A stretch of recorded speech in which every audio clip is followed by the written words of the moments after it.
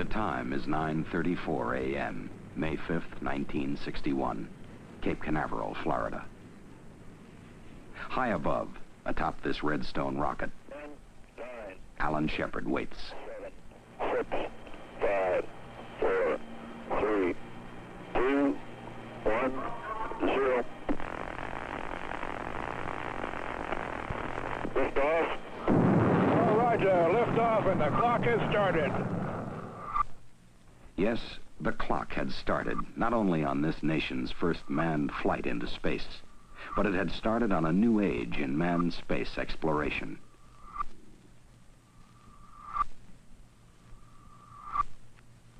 Within 3 weeks, President Kennedy had charted our course. The landing of men on the moon before the end of the decade.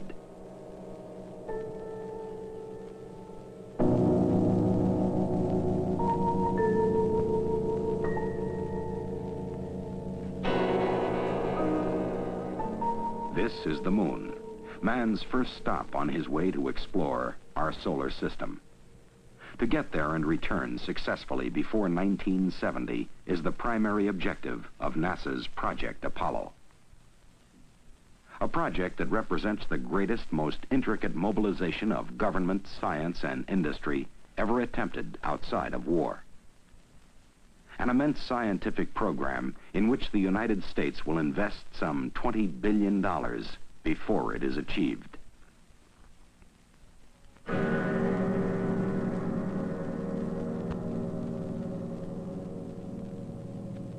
But before men ever stand on the moon, many technical hurdles must be overcome.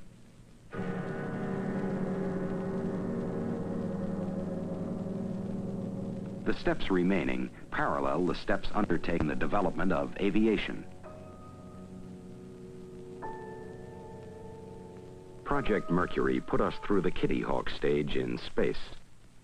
Our second step, Project Gemini. The Gemini spacecraft has 50% more working area inside than the Mercury spacecraft has. The schedule? Flights to begin in 1964. This modified Titan II, with a thrust of 430,000 pounds, will hurl 2 men into orbit for periods of a week, maybe longer.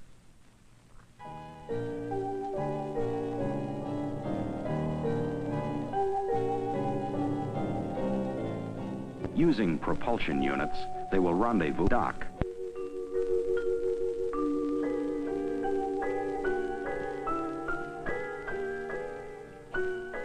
This experience is an essential step toward Project Apollo and the moon. Its most urgent engineering challenge, the development of a launch vehicle capable of hurtling some 45 tons of men and material to a point 250,000 miles away. More powerful than anything produced in the United States or Russia to date.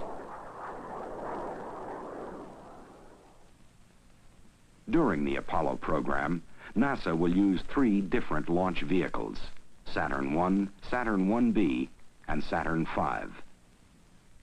Saturn I is a 2-stage launch vehicle.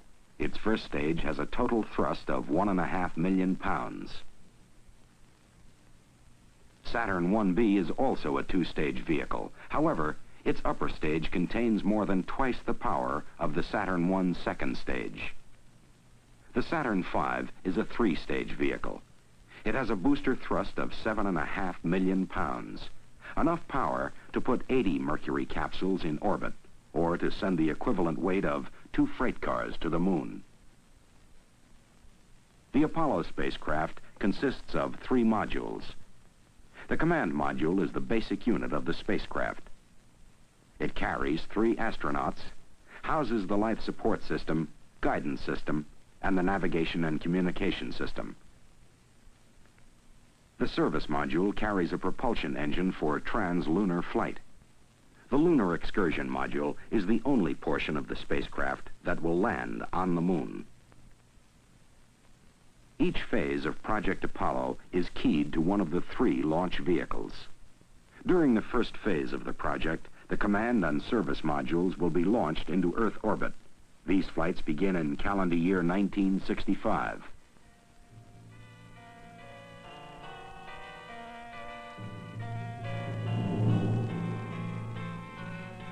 In the second phase of the project, the Lunar Excursion Module will be added to the spacecraft. In orbit, the astronauts will detach the Lunar Excursion Module and will rendezvous and dock with it.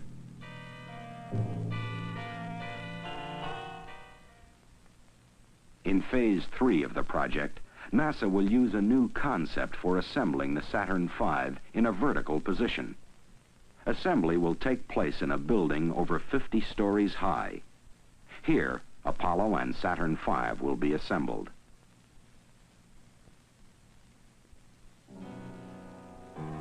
A crawler transporter carries the space vehicle and its launch umbilical tower to the launch pad.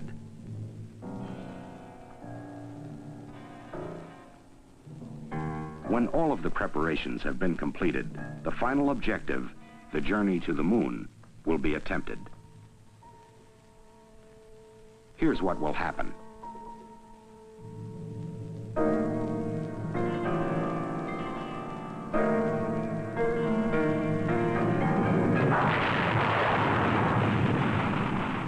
Two and a half minutes after liftoff, the second stage ignites. Immediately after this, the launch escape system is jettisoned.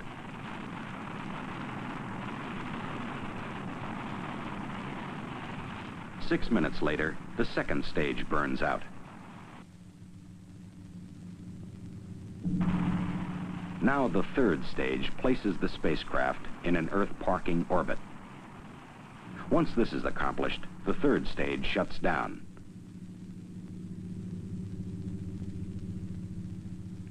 At this position in the Earth orbit, the third stage engine reignites, propelling the spacecraft into a lunar trajectory. Reaching escape velocity, fairings are jettisoned.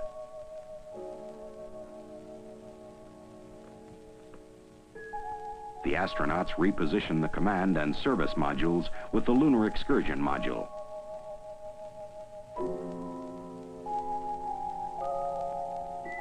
En route, the crew will have many tasks to perform.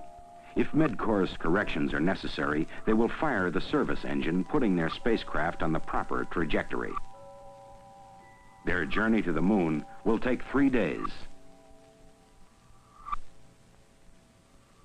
The astronauts will use the propulsion system in the service module to slow down to lunar capture speed.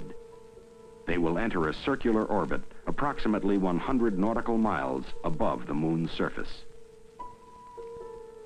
Sometime later, 2 of the men will crawl into the Lunar Excursion Module, known as the LEM. When all is ready, they will detach the LEM from the command and service modules. The command and service modules remain in lunar orbit. Now they make their approach, positioning their craft in the proper landing attitude.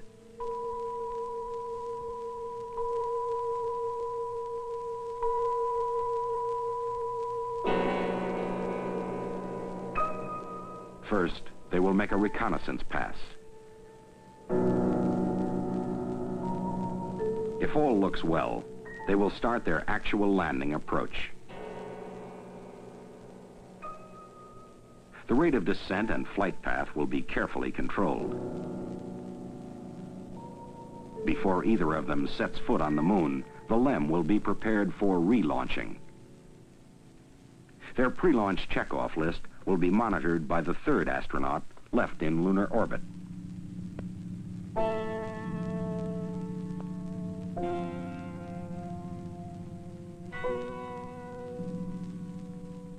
On the moon, the 2 astronauts will photograph and sample the lunar surface.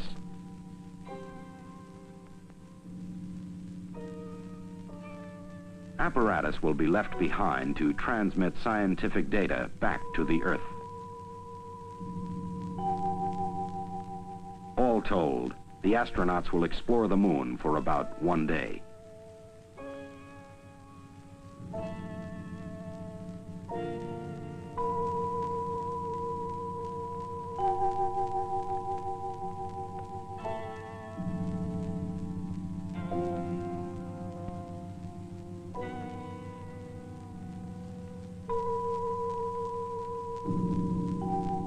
When the time comes to leave, they will fire the liftoff engine, leaving the base of the module and all unnecessary equipment behind. Their launch must be timed to permit rendezvous with the command module.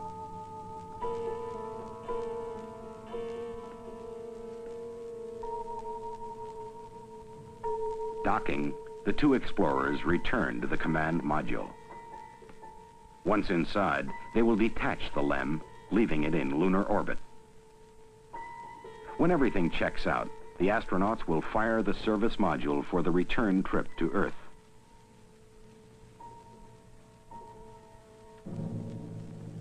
Before entering the Earth's atmosphere, the astronauts jettison the service module and prepare the command module for re-entry into the Earth's atmosphere.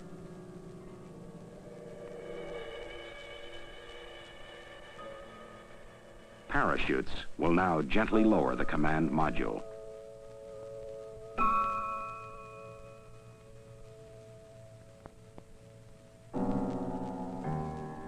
Getting men to the moon will take time. It will happen in this decade, establishing our preeminence in space exploration. The clock has already started.